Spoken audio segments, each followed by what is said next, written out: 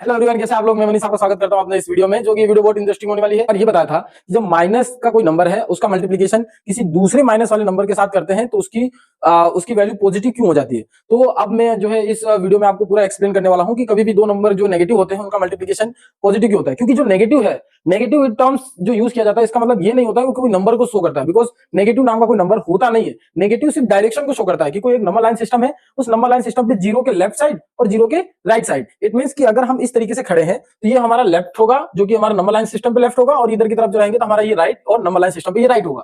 तो अगर हम जब राइट पे जाएंगे तो राइट में जाने के लिए हमारे पास जो नंबर्स होते हैं उसको हम उसका जो नॉर्मली हम उसको प्लस से रिप्रेजेंट करते हैं, और जब हम उसको लेफ्ट साइड जाना होता है तो एक दूसरे नंबर की जरूरत पड़ती है, उसको हम माइनस से डिनोट करते हैं। लेकिन इसका मतलब ये नहीं है कि वो नंबर माइनस में है, इसका मतलब ये है कि उसके वो डायरेक्शन शो कर रहा है जो कि जीरो से लेफ्ट की तरफ जाना है।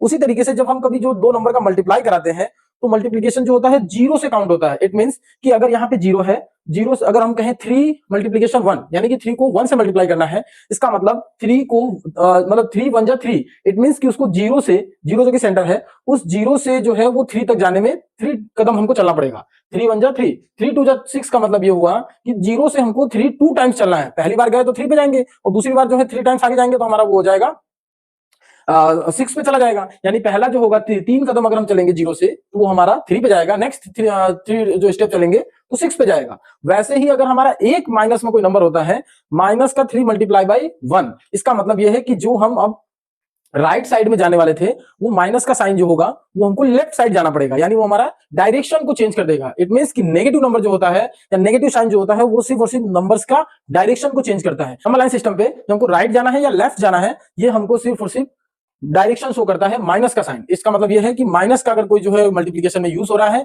वो डायरेक्शन को शो करता है। तो अगर हम जब हमारा एक माइनस होगा, यानी कि माइनस का 3 मल्टीप्लाई बाई 1, इसका मतलब है एक बार माइनस से मल्टीप्लाई हो रहा है, इसका मतलब यह है कि वो लेफ्ट साइड में जा रहा है।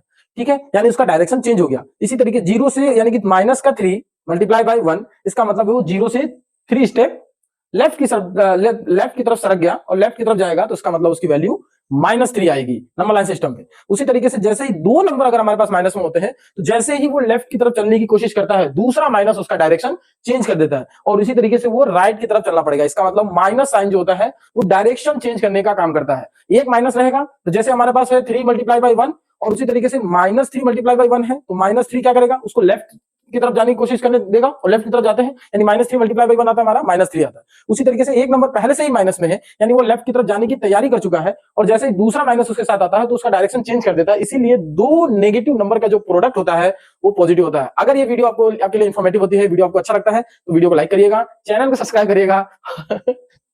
अगर ये वीडियो आपके लिए बहुत हेल्पफुल होती है तो वीडियो को लाइक करिएगा और चैनल को सब्सक्राइब करना मत भूलिएगा। मिलते हैं नेक्स्ट वीडियो में। जय हिंद।